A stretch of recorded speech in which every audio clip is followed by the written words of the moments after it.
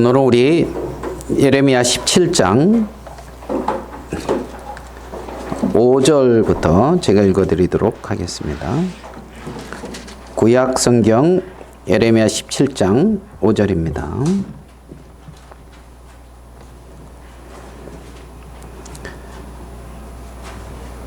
구약 1077페이지입니다. 제 성경은 예레미야 17장 5절. 여호와께서 이와 같이 말씀하시니라. 무릇 사람을 믿으며 육신으로 그의 힘을 삼고 마음이 여호와에게서 떠난 그 사람은 저주를 받을 것이라. 그는 사막의 떨기나무 같아서 좋은 일이 오는 것을 보지 못하고 광야 간조한 곳 건건한 땅 사람이 살지 않는 땅에 살리라. 그러나 무릇 여호와를 의지하며 여호와를 의뢰하는 그 사람은 복을 받을 것이라. 그는 물가에 심어진 나무가 그 뿌리를 강변에 뻗치고 더위가 올지라도 두려워하지 아니하며 그 입이 청청하며 가무는 해에도 걱정이 없고 결실이 그치지 아니함 같으리라. 만물보다 거짓되고 심히 부패한 것은 마음이라. 누가 능히 이를 알리오마는? 나 여호와는 심장을 살피며 폐부를 시험하고 각각 그 행위와 그 행실대로 보응하나니 불의로 치부하는 자는 자고새가 낫지 아니한 알을 품은 같아서 그의 중년에 그것이 떠나겠고 마침내 어리석은 자가 되리라. 11절 말씀까지 읽어드렸습니다. 오늘 읽은 이 말씀에서 11절에 보면 어리석은 자가 되리라 하는 말씀이 나옵니다. 그러니까 이 어리석은 자가 누가 어리석은 자가 되는가 하면 불의로 치부하는 자, 그러니까 옳지 않은 것으로 쌓아가는 자는 마침내 어리석은 자가 된다. 옳지 않은 방법으로 자신의 어떤 소유라 그럴까요? 그것들을 쌓아가는 자, 결국은 어리석은 자가 된다. 그러면서 비유로 자고새가 낫지 아니한 알을 품은 같아서 그의 중년에 그것이 떠나겠고. 그러니까 자고새가 알을 열심히 품었는데 그의 중년에 그것이 떠나겠고 그랬는데 불의로 치부하는 자는 많은 것을 이렇게 치부했다. 그러니까 쌓았다 할지라도 그것이 이제 떠나간다는 거죠. 자고새가 낫지 아니한 알을 품는 것 같이. 그래서 요 자고새가 낫지 아니한 알을 품었다 이 말은 자기 알이 아닌데 품고 있다는 거죠. 자기 알이 아닌데. 그래서 이 자고새가 자기 알이 아닌데 이렇게 품는 이유는 그 뻐꾸기나 이런 새들은 알을 이렇게 품을 지혜가 없대요. 알을. 그래서 이 뻐꾸기는 자기가 알을 품지 않고 이렇게 이제 자고새 같은 그 새 둥지에다가 뻐꾸기가 가서 이렇게 알을 딱 나눠온다는 거지요. 자기 알을. 그러면 뻐꾸기는 알을 품지 않는데 자고새는 이제 알을 열심히 품고 있는 거예요.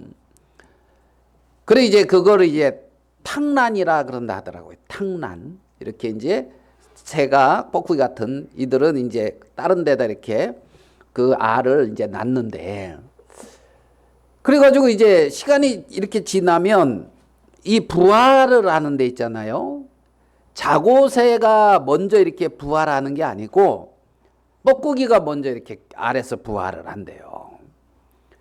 그러면 이제 이 자고새는 이게 분명히 자기 새끼는 아닌데 그걸 모르는 거죠. 자기에서 이제 태어났으니까.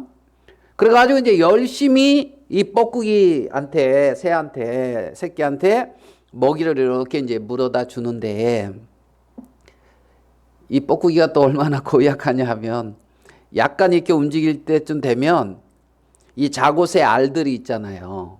그 알을 둥지 밖으로 이렇게 밀어서 떨겨버린대요. 자기 혼자 살려고.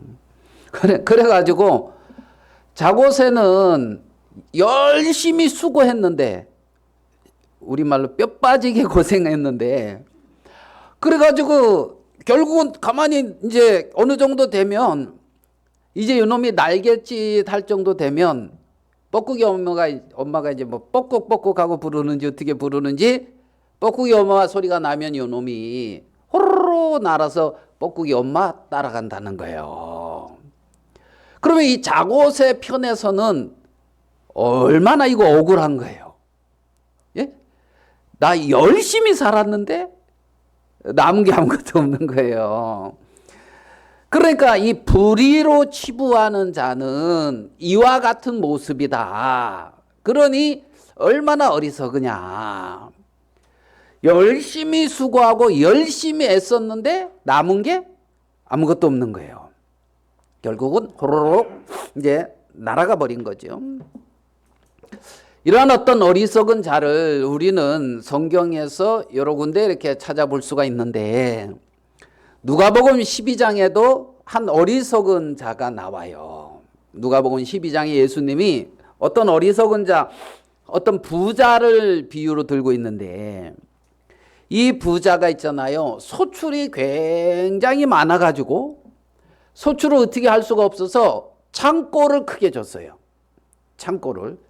그래서 창고를 크게 줬고 그 소출을 있잖아요. 그 창고에다가 가득 이렇게 쌓아놨단 말입니다.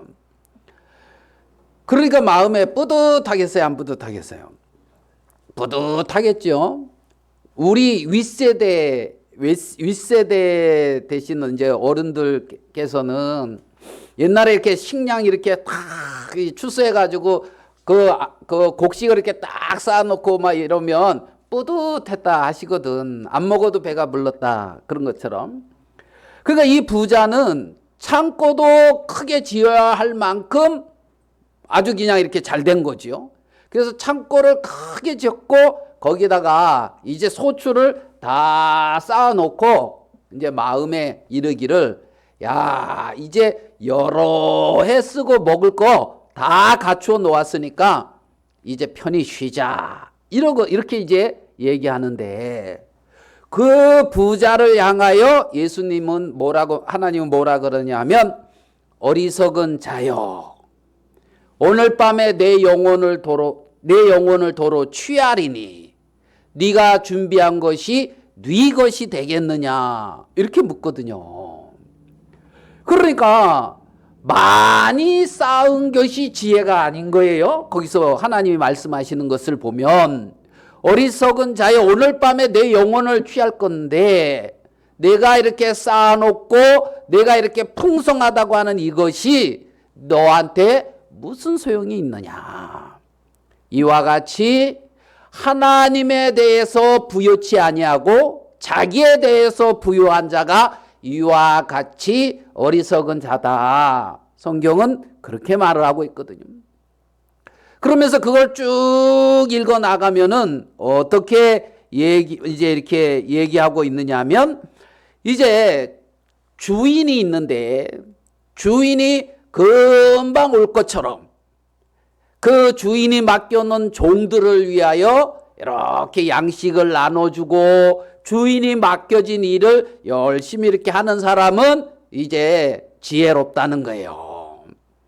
그러면서 이제 주인이 올 것을 준비하라. 이렇게 이제 누가복음 12장에서는 말씀하고 있는 것을 우리는 볼 수가 있단 말입니다. 그런 어떤 말씀들을 보면 우리 영혼에 주인이 있다는 거지요. 내 인생에 주인이 있다는 겁니다. 그래서 그 주인에게 부여치 못한 자, 그 주인에게 부여치 못한 자, 이 자를 어리석은 자다. 자, 그러면 에레미야 17장에서 어리석은 자는 누구냐면 불의로 치부하는 자. 이게 어리석은 자라. 옳지 않은 것으로 자기의 소유를 이렇게 채워가는 사람이 불의한 자고, 누가복음의 12장에서 나오는 두 번째 불의한 자는 하나님에게 부여치 못하고 자기를 향하여 부여한 자가 이제 두 번째 어리석은 자인 것을 보고, 주인이 다시 올 텐데 그 다시 오실 주인을 맞이할 준비를 하지 못하고 주인이 맡겨놓은 그 일을 충성되게 행하지 못하는 이러한 사람들이 필경은 어리석은 자다. 성경은 그렇게 말씀하고 있는 것을 우리는 볼 수가 있단 말입니다. 제가 이렇게 오늘 오는데 어머니 전화가 왔어요. 갑자기. 그래서 앞집에 이제 분이 돌아가셨다는 거예요. 어젯밤에 갑자기 돌아가셨다는 거예요. 제가 그저께 시골에 갔었거든요. 그때도 이렇게 걸어 다니셨거든. 밖에 이렇게 다니셨어. 일하고 이렇게 이거 들러매고 이렇게 다닌 거를 봤거든요, 옆에. 그런데 어제 저녁에 돌아가셨다는 거예요. 그래서 장례식에 이제 오라 이렇게 이제 전화가 이렇게 와서 좀 놀랬죠. 아직 뭐 이렇게 60, 70 이제 좀 넘으셨는데. 그러니까 이제 우리 인생이 갑자기 어떻게 될지 아무도 사실은, 그래서 밤새 안녕이다 이 말이 이렇게 좀 생각이 되더라고요. 생각이. 그리고 갔을 때 이제 또 그 옆에 우리 집 앞집이 이제 어제 돌아가셨고, 그 옆으로는 이제 우리 당숙집이 있거든요. 가게 하는. 와보신 분들은 아실 수 있어요. 거기. 근데 또 당숙이 피를 토하고 병원에 입원하셨다고 이제 그러셔가지고 그랬는데, 오늘 전화 와서 막 그러니까 나 당숙 돌아가셨다는 줄 알고 또 깜짝 놀랐는데 그건 아니고 이제 그렇더라고요. 시골에 가서 이제 그렇게 뭐 당숙, 우리 옆에 또 작은 아버지 뭐 이렇게 이제 중심에 뭐가 있냐면, 그래 요즘 어떻게 사니? 물을 때 그러면 그래 뭐 좀 돈은 잘 버니?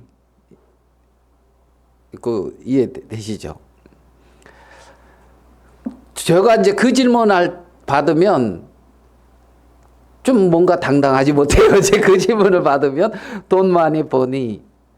그러면은 제 마음에 이렇게 들어지는 마음이 있어요. 그게 뭐냐면 돈보다 더 귀한 게 있어요.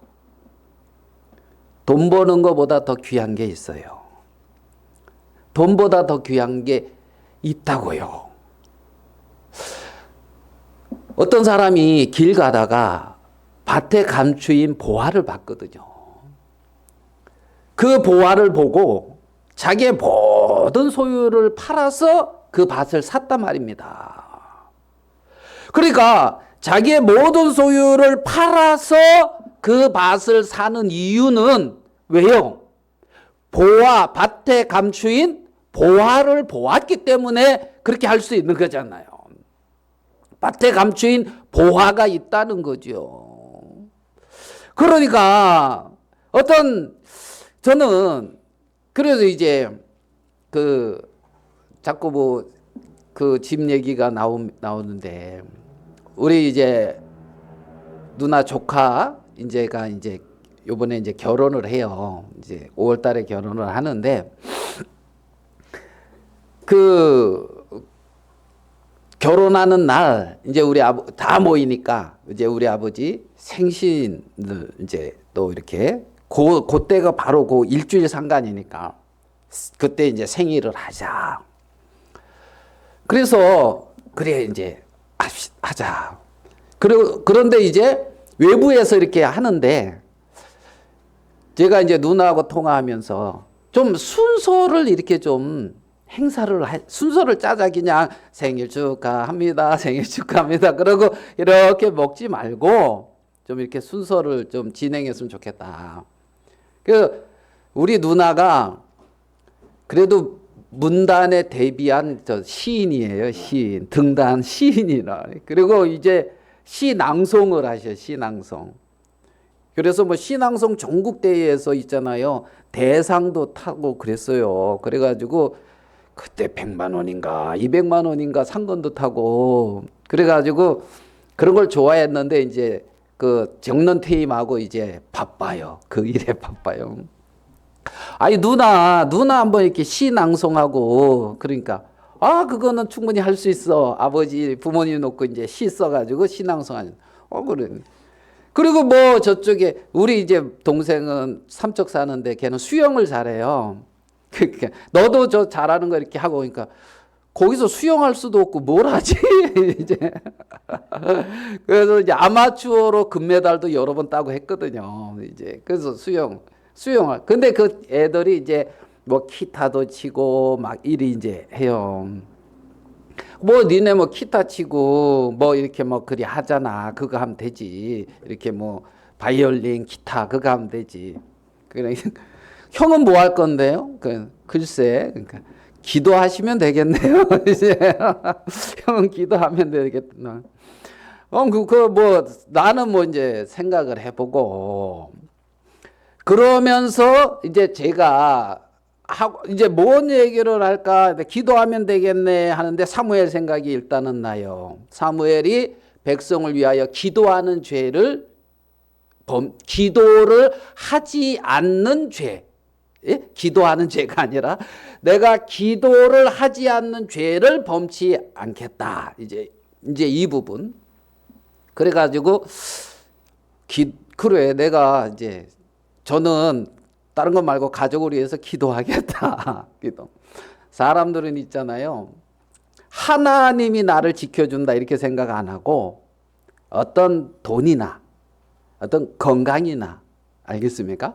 어떤 좋은 어떤 그 직장이나 이런 게 자기들을 이렇게 지켜주는 줄 착각하거든요. 근데 누가 지켜준다? 하나님이 지켜주거든요. 그래서 구약에 어리석은 사람이 또 하나 나오는데 그게 누구냐면 나발이에요. 나발은 미련하다 이러거든. 미련하다 이 말은 지혜가 없다는 말이고 지혜가 없다 이 말은 어리석다 이 말입니다. 근데 나발의 어리석음은 무엇이냐 하면 있잖아요. 다윗을 표면적으로 아는 거예요. 표면적으로.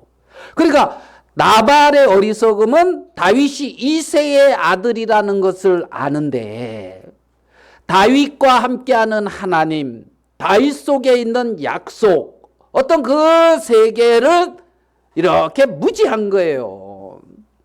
그러니까 이제 나발은 표면적으로 다윗을 알지만 다윗과 연결되어 있지 않은 게 나발이란 말입니다. 그게 어리석은 자다 이 말이라는 거죠. 그러면 실질적으로 나발이 부유했어요. 실질적으로 나발이 풍요로웠어요. 그런데 그 부유와 풍요는 어디서 왔느냐면 다윗이 담이 되고 있기 때문에 온 거였거든요. 다윗이 담이 됐기 때문에. 그런데 사람들은 다윗이 이렇게 담이 되어지고 있고 다윗이 이렇게 지켜주고 있는 어떤 이러한 다윗과 연결된 그러한 지혜를 갖지 못하고 있는데 이것을 구약에서 나발을 통하여 미련하다, 지혜 없다, 어리석은 자다 이렇게 말하고 있단 말입니다. 그래서 오늘 읽은 에레미야 17장 11절에는 어리석은 자가 되리라. 어리석은 자가 되리라. 그렇게 이제 끝났는데 앞으로 돌아가서 이제 조금 더 볼게요. 5절 말씀입니다. 5절에 이렇게 말씀이 나옵니다. 여호와께서 이와 같이 말씀하시니라. 무릇 사람을 믿으며 육신으로 그 힘을 삼고 마음이 여호와에서 떠난 그 사람은 저주를 받을 것이다. 여기를 보면 저주를 받는 사람이 또 나와요. 저주. 그런데 누가 저주를 받느냐 하면 있잖아요. 누가 저주를 받느냐 하면 마음이 여호와에게서 떠난 사람 이렇게 나온단 말이에요. 자, 누가 저주받느냐 하면 마음이 여호와에게서 떠난 사람. 마음이 여호와에게서 떠난 사람. 그러니까 실질적으로 죄다. 실질적으로 악이다. 이 죄가 악이 무엇냐면 마음이 여호와에게서 떠난 게 죄란 말입니다. 마음이 여호와에게서 떠난 게 악이란 말입니다. 그래서 이 17장 5절에는 마음이 여호와에게서 떠난 그 사람은 저주를 받는다. 성경은 그렇게 분명하게 말씀하고 있단 말입니다. 그래서 저주라 함은 그 마음이 여호와에게서부터 떠났느냐, 여호와와 연결되어져 있느냐, 여기에서 찾아볼 수가 있다는 거지요. 그래서 성경은 마음이 여호와에서 떠난 그 사람은 저주다는 거예요. 저주다는 거예요. 이것이 하나님이 우리에게 하시는 말씀인 거지요. 죄다. 죄는 뭐 거짓을 행한다든가 욕심을 행한다든가 또 뭐가 있습니까? 뭐 음란한 삶을 산다든가 뭐 이런 어떤 인간 보기에 도덕적이지 못한 윤리적이지 못한 정말 어떤 그러한 행위, 이것을 우리는 죄다 이렇게 쉽게 인식하고 그것을 판단하는 경우가 많은데, 하나님은 말씀에서 악이다, 죄다 했을 때 어디에서부터 우리가 그 근원을 찾아가느냐 하면 마음이 여호와에게서 떠났다, 여기에서 찾고 있단 말입니다. 그러니까 그 마음이 여호와에게서 떠났느냐, 마음이 여호와와 연결되어 있느냐. 그래서 마음이 여호와에게서 떠난 그 사람, 이 사람이 저주라는 거예요. 저주라는 거예요. 예레미야나 우리가 이사야서를 이렇게 보면 있잖아요. 천지를 짓지 아니한 신은 참 신이 아니다 그랬습니다. 하늘과 땅을 짓지 않은 신은 참 신이 아니다. 하늘과 땅을 뭐예요? 지었다는 거예요. 지으신 분이 있다는 거예요. 그분이 누굽니까? 하나님이죠. 제가 뭐 존 파이퍼 목사님 그 글을 삶을 허비하지 말라 그거 동영상 올렸는데 보셨습니까?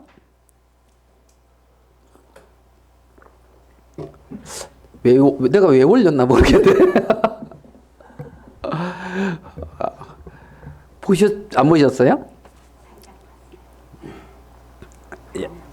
살짝 본 분 한 분이고 열어보지 않은 분은 다네. 이게 보니까 봤는데 기억이 안 난다. 삶을 헐비하지 말아라. 참 울리는 말씀이에요. 삶을 헐비하지 말아라. 정말 그 미국의 그 청소년들, 대학생들을 그 이렇게 많이 모아놓고 그때 이렇게 지금부터 한 몇 년 전쯤 그때 이렇게 한 설교거든요. 존 파이퍼 목사가 이제 젊었을 때 이렇게 한 거니까 삶을 허비하지 말아라. 이제 그 말씀인데 뭐 그 볼 때마다 울림이 있는 이제 그 말씀인데 그 존 파이퍼 목사 이렇게 동영상을 종종 볼 때가 있는데 그 기도하는 부분을 얘기하면서 원심 그 동그람 이걸 이렇게 이제 안에서부터 이렇게 커져가는 걸 뭐라 그럽니까? 죄송합니다. 물어서. 그런 어떤 기도. 그래서 어떻게 처음에 기도를 하냐면 나로부터 시작한다는 거예요.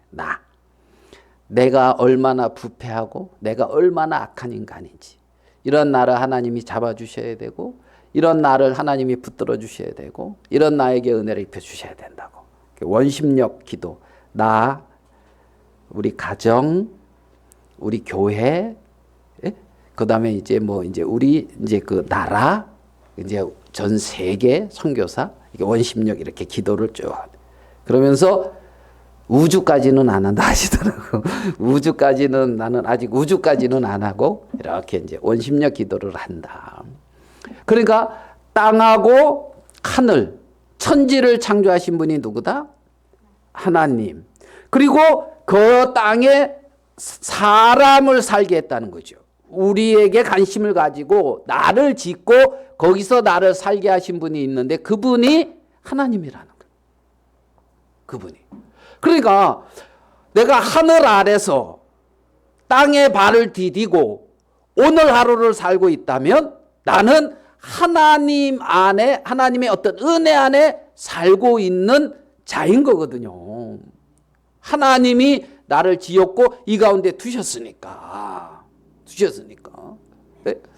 그래서 혹시 하나님이 지으신 세계 말고 다른 곳에서 내가 이렇게 만들어 놓고 거기서 살고 있으면 하나님과는 상관이 없을 거예요. 아시겠습니까? 여러분이 창조해가지고. 그렇지만은 하나님이 지은 천지와 또 하나님이 지으신 몸을 가지고 하나님이 주신 생명을 가지고 그 안에서 살고 있다면 하나님의 은혜 안에 살고 있는 것이 사실이거든요. 그런데 그렇게 어떤 하나님의 말할 수 없는 돌보심과 은혜 안에 있으면서 하나님을 감사치 못하고 하나님을 떠나 있는 거예요. 마음이. 하나님을 떠나 있는 거예요. 그게 있잖아요. 네가 뭘 잘못해서 저주가 아니라 그 자체가 저주라는 겁니다. 그 자체가 저주라는 거예요. 하나님을 마음에서부터 이렇게 떠나 있는 그 자체 말이죠. 마태복음이나 마가복음에 보면 그 예수님이 포도원 비유를 합니다. 포도원의 비유를 하는데 어떤 비유냐면 그 어떤 포도원 주인이 포도원을 만들어요. 아주 좋은 포도원을 심고, 예? 그 다음에 포도를 이렇게 짜는, 그 포도 짜는 걸 뭐라 그래요? 즙 짜는 곳. 생각이 갑자기 안 난다. 틀, 그죠? 그 다음에 망대도 짓고, 예? 울로 두르고, 다른 것이 이렇게 이제 못 들어오고. 그런 걸 다, 이제, 만들어 가지고 있잖아요. 이 주인은 먼 나라 이제 다른 곳에 이렇게 이제서 여행을 갔다 오던 거기에 안 있고 거기에 농부들에게 그걸 세를 줬단 말이에요. 농부들에게 세를 줬단 말이에요. 그러니까 이제 이 농부는 그 포도원의 소출을 가지고 이제 살게 되어지는데 그러면 이 농부에게는 포도원에 뭐가 있는 거냐면 주인이 있는 거거든. 주인이. 그래서 어느 정도 됐을 때 주인이 소출을 얼마쯤 이렇게 소출을 좀 달라 그러면서 종들을 딱 보냈는데 그 종들을 여러분들 다 아시죠? 어떻게 했습니까? 때리고 거반 죽이고 몇못은 죽이고. 예? 그래가지고 종들을 몇 번 보냈는데 빈손으로 보낸 것만이 아니라 때리고 막 이러고 죽이고 막 이랬단 말이죠. 자, 우리가 거기서 우리가 주인이다 하면 어떻게 해요? 예? 왼수가 딸이 없지요? 뭐요? 이 말이 돼? 그죠? 이게 말이 안 되는 상황. 근데 여기서 더 나가요. 주인이 오호? 그러면 내 하나뿐이 없는 아들을 보낼 텐데 그럼 이 아들은 그래도 경배하겠지. 아들은 그래도 이렇게 받아들이겠지 하고 하나뿐이 없는 아들을 딱 보내니까 이 아들을 봤을 때 농부들의 반응 어떤 반응이었냐면 하나뿐이 없는 아들 왔네. 그러면 저 아들을 죽이면 상속받을 사람이 없으니 이 포도원이 내 것이 되겠구나 그러면서 있잖아요. 농부들이 그 하나뿐이 없는 주인의 아들을 죽였다는 거예요. 그러면 너희들 대체 이렇게 했는데 이 농부들 어떻게 했으면 좋겠니? 그렇게 묻는 장면이 나오거든요. 여러분 어떻게 했으면 좋겠습니까? 주인이 있는데 주인을 그렇게 대우했는 거예요. 그렇게. 여기서 하나뿐이 없는 아들은 우리를 위하여 우리 죄 때문에 돌아가신 독생자 예수 그리스도를 말하고, 그 보도원 주인은 하나님을 말하고, 천지를 창조하신 하나님을 말하고, 그 종들은 끊임없이 와서 말씀을 전했던 종들, 하나님의 어떤 선지자들을 말하는 것이죠. 선지자들은. 그러니까 하나님은 사람을 분명히 창조하셔서 에덴이라고 하는 곳에 두셔서 거기서 살게 했는데, 에덴 하나님이 두신 그곳에서 살게 했는데 선악을 알게 하는 나무의 실과를 먹지 말아라. 먹으면 정령 죽는다. 하나님이 이렇게 한 가지 금한 것이 있었거든요. 그게 뭐예요? 하나님의 말씀이에요. 말씀. 그러니까 그 마음에 하나님이 세워져 있고 하나님의 말씀의 권위가 세워져 있는 자들 있기를 어떻게 보면 바랬겠죠. 그런데 에덴에 살고 있으면서 그 하나님의 권위가 무너지는 거예요. 그러니까 어떻게 해요? 그 말씀을 무시할 수가 있는 거죠. 말씀을. 그래서 말씀을 무시하고 자기 마음대로 가서 자기가 주인된 위치에 딱 서게 된 것이 어떻게 보면 창세기 3장의 모습이거든요. 자, 그러니까 하나님을 떠난 인간은 자기를 세워놓고 자기의 어떤 힘을 의지하며 자기로 말미암아 살아가는 그 길로 가더란 말이죠. 하나님과 끊어진 사람들이 말입니다. 그래서 오늘 읽은 이 5절에 마음이 여호와에게서 떠난 그 사람, 마음이 여호와에게서 떠난 그 사람은 뭐 어떻게 되느냐? 사람을 믿으며 육신으로 그 힘을 삼고 산다는 거예요. 사람을 믿고 육신으로 하나님이 아닌 다른 것을 힘을 삼고 그걸로 살아가는 그 길에 있다는 겁니다. 그래서 하나님이 아닌 다른 것을 의지하고 다른 것을 기대하면서 사는 거죠. 하나님이 아닌. 오늘 읽은 이 말씀은 어떻게 보면 첫 번째 그 대상은 유대인들입니다. 유대인들의 마지막 어떤 그 남유다 왕국의 마지막 시점에 이렇게 경고하는 말씀이죠. 그래서 그 남유다가 586년에 BC 586년에 멸망을 당하는데 그 멸망당하는 시점에 이 유다는 하나님을 의지하지 아니하고 다른 것을 의지했다는 거예요. 애굽을 의지하던가 아니면 아수르를 의지하던가 하나님이 아닌 다른 것을 의지하면서 이들이 살고 있는 것을 볼 수가 있어요. 여기서 사람을 믿으며 육신으로 그 힘을 삼고 사람을 믿는다. 여러분 사람을 믿고 어려움 당해 본 적 있습니까? 없어요? 여러분이 사람을 믿으면 믿은 만큼 고생을 하는 것 같아요. 여기 보면 사람을 믿으며, 사람을 왜 믿는지 아십니까? 자기를 믿기 때문에 믿어요.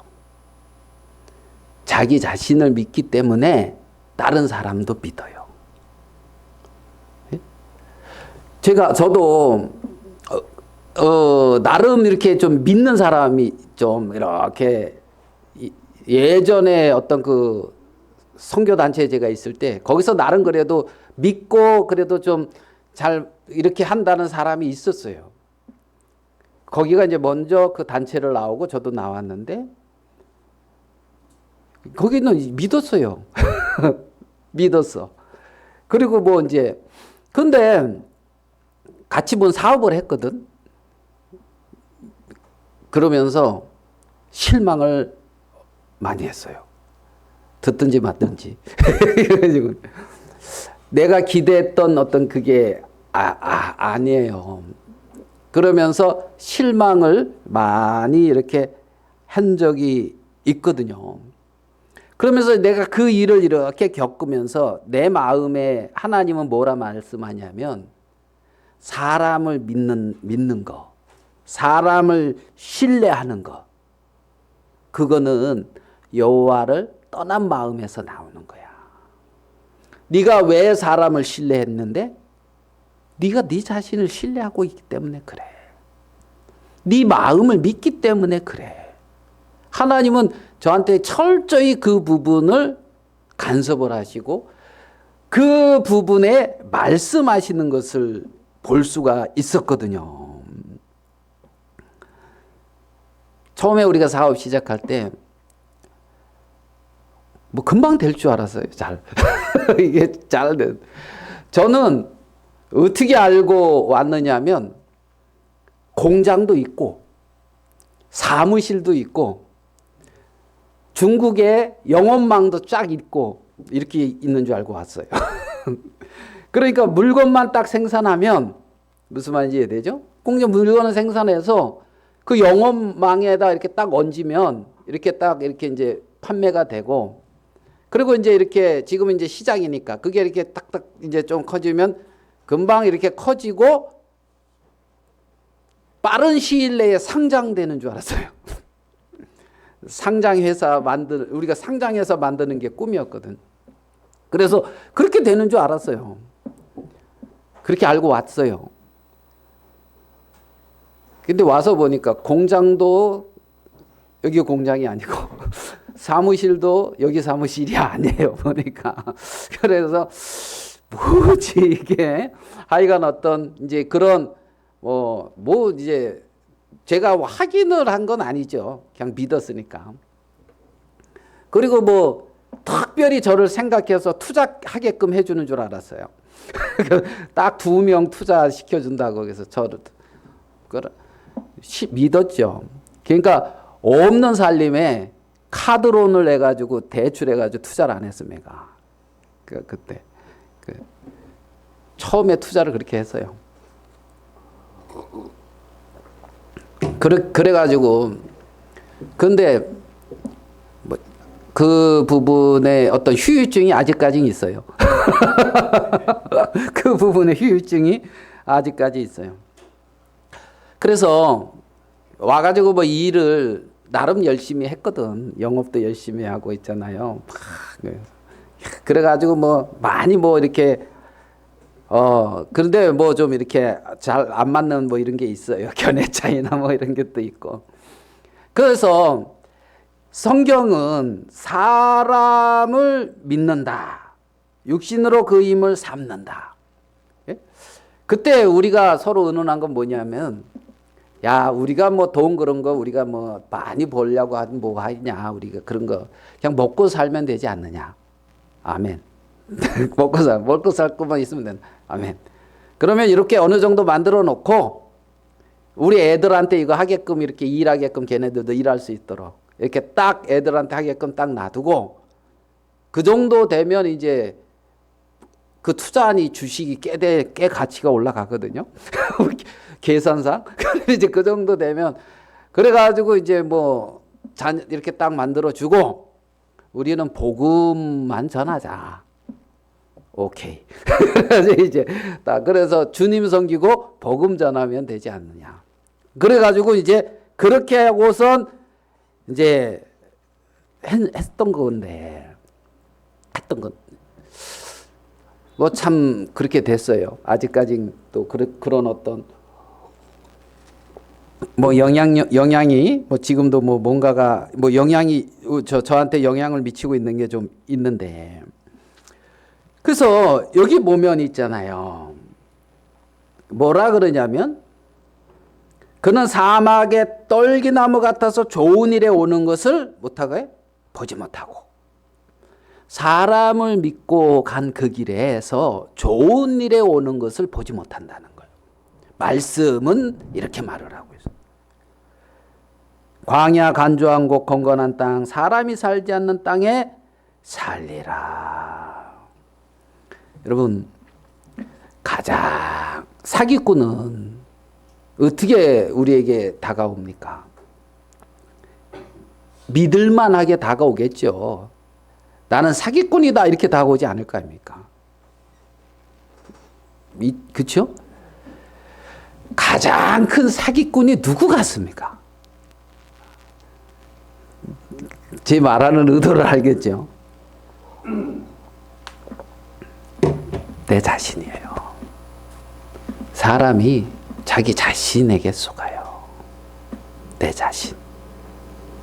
그래서 사람을 믿으며, 참 사람을 믿는 거, 야, 이게 나쁜 겁니까?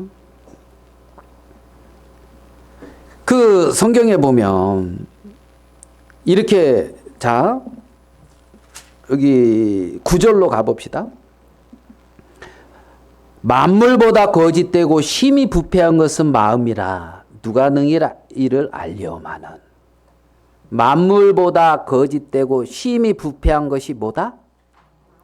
마음. 그러니까 만물 중에서 가장 거짓되고 부패한 게 뭐라고요? 마음이라고요. 아담 안에서 타락된 인간의 그 마음이 가장 거짓되고 심히 부패했다. 심히 부패했다 이 말은, 여러분, 심히 부패하면 그거 먹어요? 예? 제가 예전에 통영에 있을 때 할머니 신방을 갔는데 귤을 깠는데 있잖아요. 상했어요. 그러면 어떻게 해요? 우리는 버리죠.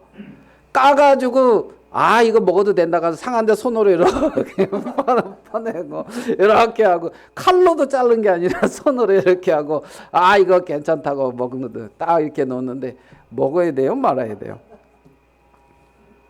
예?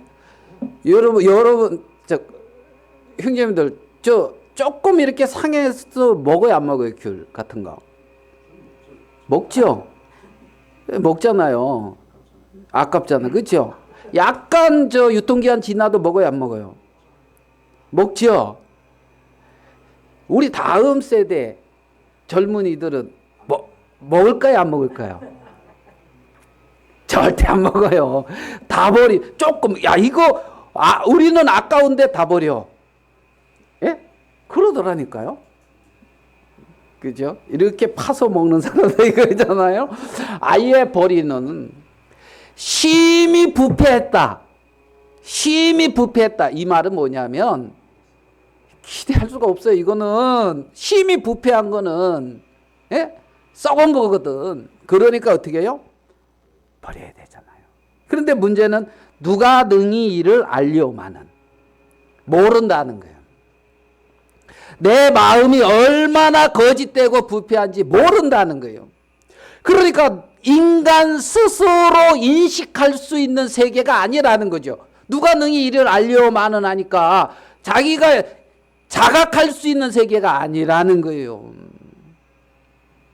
그래서 이제 어거스틴이라는 분이 있는데, 이분은 있잖아요, 그렇게 기도했대요. 나를 선한 사람에게서 구원하여 주소서. 나를 어디서 구원해 달라고요? 선한 사람에게서 구원하여 주셔서. 이게 뭐냐면 내 스스로 선하다고 생각하는 내 자신의 마음에서 나를 구원해 달라고 기도했다는 거예요. 내 스스로 나를 선하다고 생각하는, 나를 기대할 수 있는 것처럼 생각하는. 왜? 인식할 수 없으니까. 심히 부패했는데 누가 능히 이를 알려마는. 그러니까 믿을만하게 괜찮게 이렇게 딱 오니까 속는 거지요. 속아. 그래서 내 마음을 믿는다니까요. 사람들이 순간순간 사람을 믿고, 예? 내 어떤 마음을 믿고. 그렇죠? 예? 여러분, 내 마음이 기쁘면 기뻐요, 안 기뻐요? 내 마음이 안 좋으면은 안 좋은 거죠. 예? 내 마음이 안 좋으면 안 좋잖아. 내 마음에 들으면 좋고 내 마음에 안 들으면 안 좋고, 내 마음에 기쁘면은 기쁜 거고 내 마음에 싫으면 싫은 거고. 그래 안 그래요? 저만 그런 것처럼 이렇게 쳐다보는데, 그렇죠? 내 마음에 좋으냐, 내 마음에 기쁘냐, 내 마음에 맞느냐, 뭐 여기 중심이지. 하나님 마음에 어떠냐, 하나님 마음이 그렇게 말씀하냐, 하나님이 그렇게 보시느냐, 하나님은 그렇게 말씀, 이게 아니잖아. 하나님이 뭐라고 말씀하고 뭐라고 선포해도 내 마음에 안 맞으면 아닌 거잖아. 맞습니까? 그런 마음 가질 때 있습니까? 내 마음에 안 기쁜데 왜 기쁘냐고. 이게 뭔 말이에요? 하나님은 항상 기뻐하라 그러는데 내 마음이 안 기쁜데? 누가 너희 이를 알려오마는 항상 기뻐할 수 있는 뭐 세계가 있으니까 말씀하는 거예요. 하나님이 지금 보는 어떤 그 세계가 안 보이니까 그러는 거지, 기뻐하라고 하는데 하나님은 그냥 기뻐하라고 하시는 건 아닐 거 아니에요. 기뻐할 수 있는 뭔가가 있을까요, 없을까요? 없을까? 하나님은 기뻐하라고 말하는데 기뻐할 것 없이 아무것도 안 만들어 놓고 기뻐하라 이러시는 건 아닐 거라는 거지. 그럼 뭐예요? 누가 능히 이를 알려오마는 내가 지혜가 없어 미치지 못할 뿐이라는 거지. 내가 지혜가 없어 다른 것에 고정되어 있다는 거지. 내가 지혜가 없어 다른 것을 신뢰하고 있다는 거죠. 내가 미련하여 다른 것을 이렇게 땅끝을 쳐다보고 있죠. 땅끝. 잠언에서 말씀하는 것처럼. 그러니까 하나님은 누가 능히 이를 알려오마는 나 여호와는 심장을 살피며 폐부를 시험하고 각각 그 행위와 그 행실대로 보응하나니. 정말 하나님은 우리의 모든 심장, 이거는 이제 우리 마음을 말하고, 폐부, 이거는 우리 콩팥, 신장을 말한다고 하는데, 우리 인간의 모든 그 부분을 이제 말하고 있는 거죠. 그걸 딱 살피면서 말씀하고 있어요. 네 마음이, 사람의 마음이 가장 거짓되고 가장 부패하다. 사람의 마음을 믿고 나아가서는 안 된다. 정말 저를 신뢰할 수 없습니다. 하나님 저에게 은혜를 베풀어 주세요. 하나님 당신이 지혜를 주세요. 오늘 하루도 당신의 은혜가 필요한 인생입니다. 이렇게 하나님 앞에 나오게 되기를 원하는 거죠. 정확히 보인다면 그렇게 하나님을 붙잡는다는 겁니다. 붙잡는다. 한 구절 더 봅시다. 여기 보면 이런 말씀이 있어요. 에레미야 16장 13절입니다.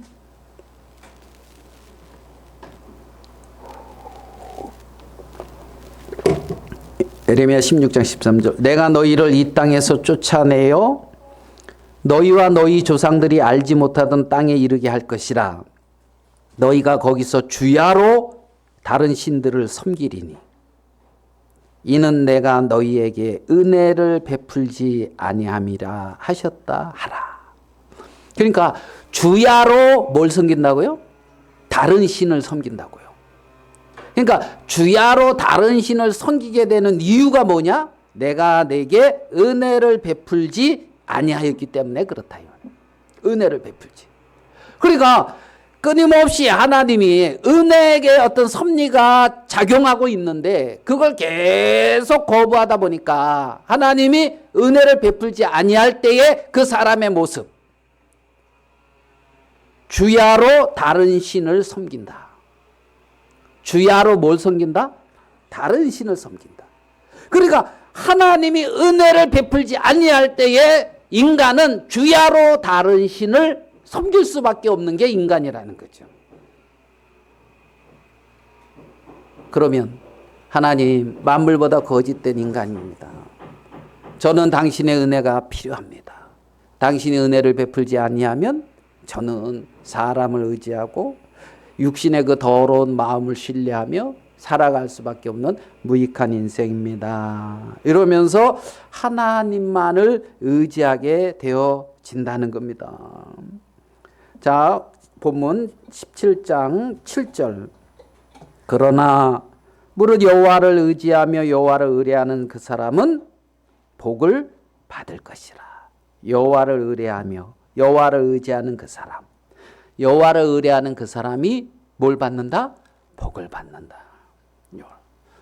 우리가 목발을 의지하게 될 때 왜 목발을 의지합니까? 자기 발로 설 수 없을 때 목발을 의지하잖아요. 내 힘이 없어서 내 힘으로 안 될 때 여호와를 의지하게 된단 말이에요. 사람이 자기 힘이 있고 자기 마음을 신뢰하고 자신을 신뢰하는 동안에는 하나님을 자기를 신뢰할 때 도움을 주는 도구이지 하나님 그분을 신뢰하지 못한단 말이에요. 하나님 그분을 신뢰하지 못한다. 그래서 여호와를 의지하며 여호와를 의뢰하는 그 사람 복을 받을 것이다. 정말 말씀대로 만물보다 거짓되고 힘이 부패한 것이 인간의 마음입니다. 당신이 은혜를 베풀어 주지 않으면 나는 주야로 다른 신을 섬길 수밖에 없는 무익한 인생입니다. 하나님, 당신이 나를 돌아봐 주시고 말씀하여 주시고 인도해 주시고 긍휼을 베풀어 주세요. 여호와만을 의지하고 여호와를 의뢰하는 그 사람은 복을 받는다. 그는 물가에 심긴 나무가 그 뿌리를 강변에 뻗치고 더위가 올지라도 두려워하지 아니하며 그 입이 청청하며 가무는 애에도 걱정이 없고 결실이 그치지 아니하리라. 더위가 가뭄이 없어서 걱정이 없는 게 아니라 사람들은 더위와 가뭄 때문에 문제라고 생각하는데 그게 아니고 여호와를 의뢰하는 그 사람은 더위가 있어도 가뭄이 있어도 그렇죠? 두려워하지 아니하며 결실이 그치지 않는다. 물가에 심긴 나무가 그 뿌리를 강변에 딱 뻗치는 것처럼 말입니다. 그러니까 중심이 하나님만을 신뢰하고 하나님을 의뢰하는 그 마음 정말 마음 중심에서 하나님을 의뢰하는 마음으로 야, 사람 믿지 말라니까 그러면 남편도 믿지 말고 자매도 믿지 말고 아들도 믿지 말고 다 믿지 말라는 거요. 이제 이게 아니고 중심에서 여호와를 의뢰하는 마음으로 남편도 믿는 거예요. 여호와를 의뢰하는 마음으로 자식도 믿는 거예요. 중심에 그 사람 자체를 기대하고 의뢰하는 게 아니라 중심에. 왜? 만물보다 거짓되고 힘이 부패한 게 뭐다? 마음이다. 마음. 인간의 타락된 인간의 마음. 그 사람은 그 물가에 심긴 나무가 이렇게 뿌리를 내리듯이 그런 사람이 복이라는 거지요. 무슨 말씀 생각납니까? 요 물가에 심긴 나무 하니까 시편 1편 생각나지요. 시편 1편 가봅시다. 생각나니까 시편 1편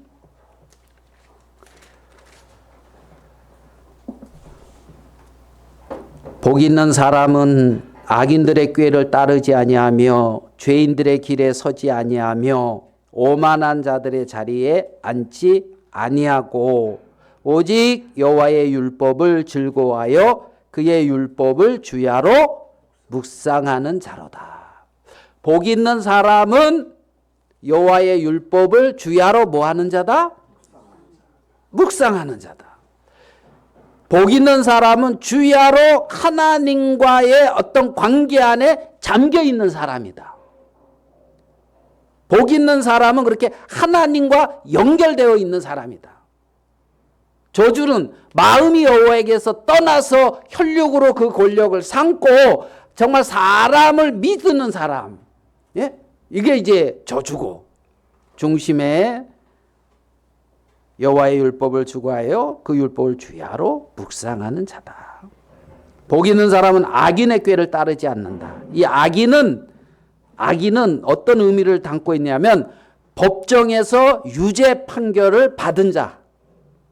악인, 법정에서 유죄 판결을 받은 자. 이게 악인이에요. 하나님의 법정에서 유죄 판결을 딱 받은 사람. 그게 누구다? 악인이라고요. 악인.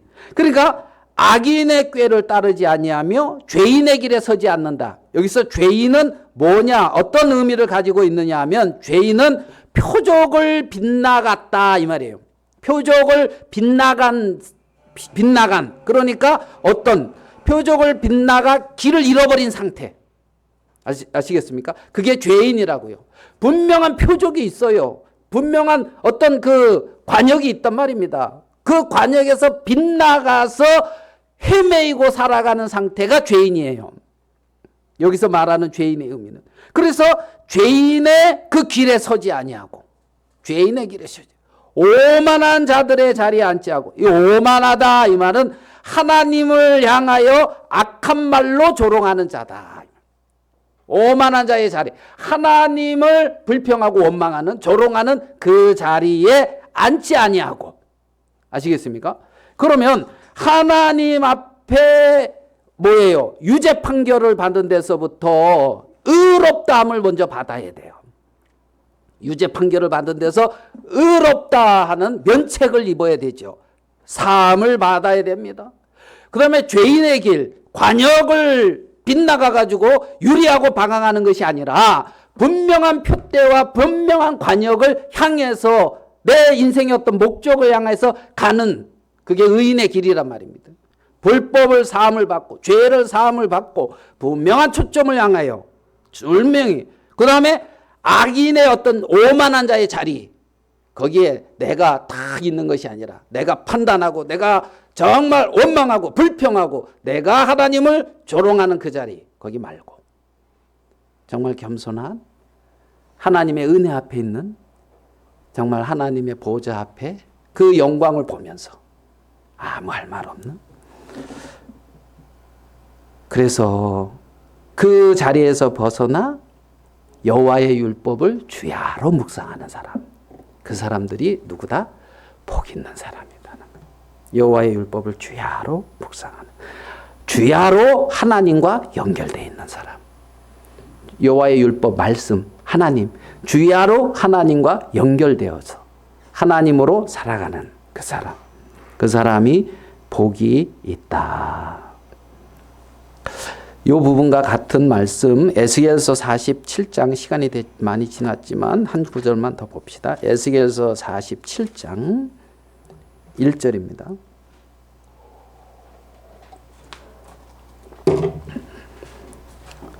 그가 나를 데리고 성전물에 이르시니 성전의 앞면이 동쪽을 향하였는데 그 문지방 밑에서 물이 나와 동쪽으로 흐르다가 성전 오른쪽 계단 남쪽으로 흘러내리더라. 그가 또 나를 데리고 북문으로 나아가서 바깥길로 꺾여 동쪽을 향한 바깥문에 이르기로 본즉 물이 그 오른쪽에서 스며 나오더라. 성전에서 흘러나오는 그 물, 성전에서 흘러나오는 그 물. 12절, 광좌우가에는 각종 먹을 과실나무가 자라서 그 잎이 시들지 아니하며 열매가 끊이지 아니하고 달마다 새 열매를 맺으리라. 그 물이 성소를 통하여 나옴이라. 그 열매는 먹을 만하고 그 잎사귀는 약재료가 되리라. 그러니까 어디서 나오는 물이? 성전에서 나오는 물이. 내 부패한 육신에게서 나오는 것이 나를 소생시키는 게 아니고 성전에서 나오는 그 물이 나를 그렇게 살리고, 성전에서 나오는 그 물이 열매를 맺게 하고, 성전에서 나오는 그 물이 열매를 맺고 그 열매를 통하여 나오는 어떤 그러한 그 뭐죠? 여기 잎사귀 그런 것들이 약재료가 되고, 예? 우리를 살린단 말입니다. 그 출발이 어디입니까? 성전에서 스며 나오는 물이라는 겁니다. 어디에 초점이 있고 어디에 것을 내 마음에 받아들여야 되겠습니까? 9절입니다. 47장, 이 강물이 이르는 곳마다 번성하는 모든 생물이 살고 또 고기가 심히 많으리니 이 물이 흘러들어가므로 바닷물이 되살아나겠고 이 강이 이르는 각처의 모든 것이 살 것이다. 성소에서 흘러나오는 그 물이 이르는 곳마다 생명이 소성하고 살아나게 된다는 겁니다. 그게 복이라는 겁니다. 그게 복이라는. 의인은 그렇게 하나님에게서 나오는 것이 아니면은 나는 기대할 만한 것이 없는 인간입니다. 정말 그것이 나를 살립니다. 그것이 나의 생명입니다. 그래서 여호와의 율법을 주의하려 묵상하는 자, 여호와를 의뢰하고 여호와를 신뢰하는 그 사람이 복을 받는다는 겁니다. 여러분의 그 부패한 그 마음도 성소에서 흘러나오는 그 물로 인하여 새롭게 되는 것이고, 부패한 그 마음도, 사망 아래 갇혀 있는 그 마음도 그 여호와께로부터 나오는 그 말씀이 나를 살리는 것이고, 그래서 그 강물이 흐르는 곳마다 생명이 살아나고 고기가 살고 과실을 맺는 그러한 역사가 거기에서 나오는 거는 거죠. 그것을 복이다. 하나님은 그렇게 말씀하고 있는 것을 볼 수가 있단 말입니다. 우리의 마음의 중심이 정말 내 관역이 어딘지 정확히 파악하고, 정말 내 마음을 믿고 내 마음이 어떠하냐에 따라서 모든 것이 결정되는 것이 아니라, 정말 이것은 거짓되고 부패한 것이다. 신뢰할 것이 못된다. 사람은 신뢰야만 하지 못하다. 그래서 우리가 은혜로운 게 뭐예요? 사람에게 저는 믿을 만한 게 못해요. 정말 하나님의 은혜가 아니면 안 되는 인생입니다. 이럴 때 우리가 은혜를 같이 누리잖아요. 아닌가요? 그죠? 나같이만 대봐요. 그러면은 여러분, 이러면은 참 부담스럽잖아요. 정말 그래서 에레미야 17장의 이러한 말씀 속에 정말 하나님이 가르치는 그런 귀한 교훈이 우리의 마음에 진리가 되고 생명이 되는 귀한 은혜들을 같이 있게 되기를 바라겠습니다. 말씀은 여기까지 마치도록 하겠습니다.